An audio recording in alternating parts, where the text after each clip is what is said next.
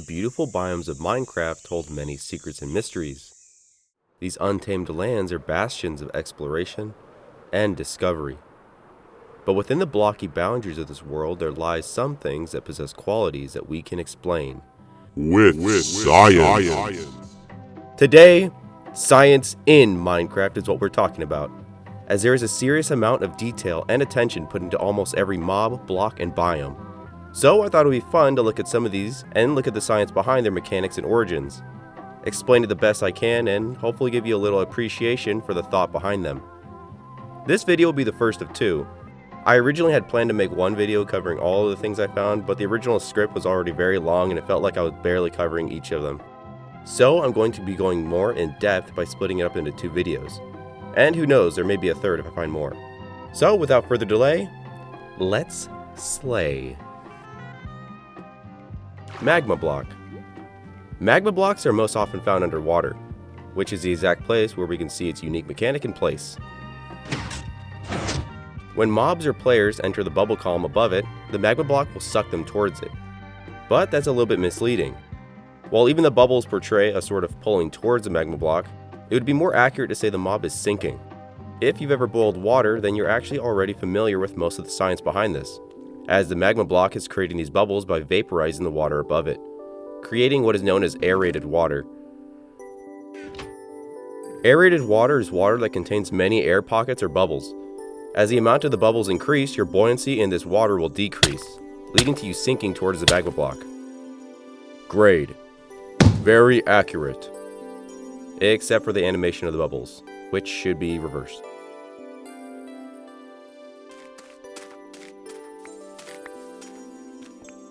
Mules.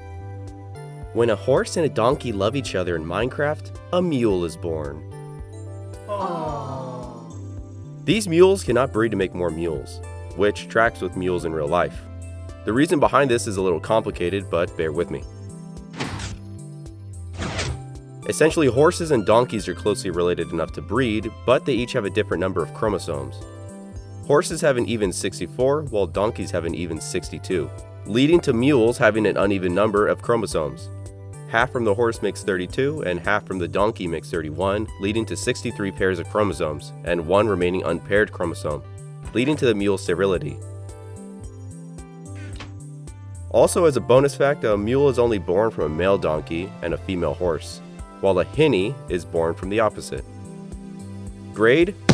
Spot on. Zombie and drowned.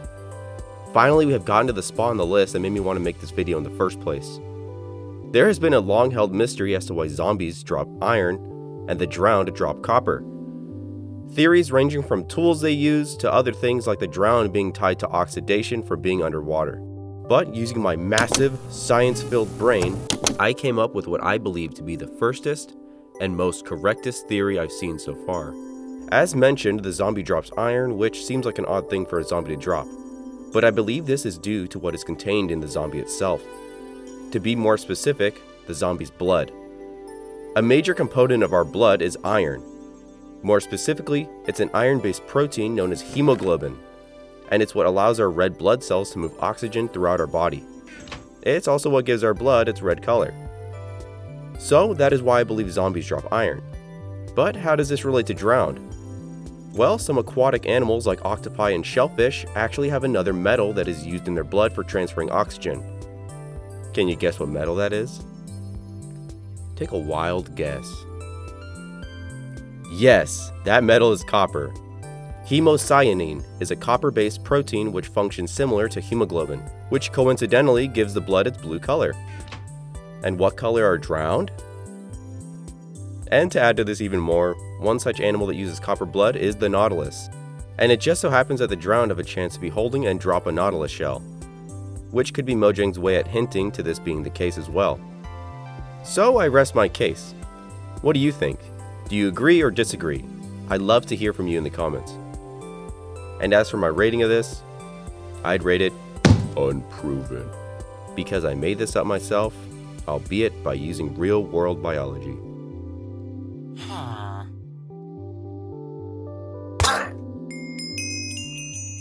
Suspicious stew.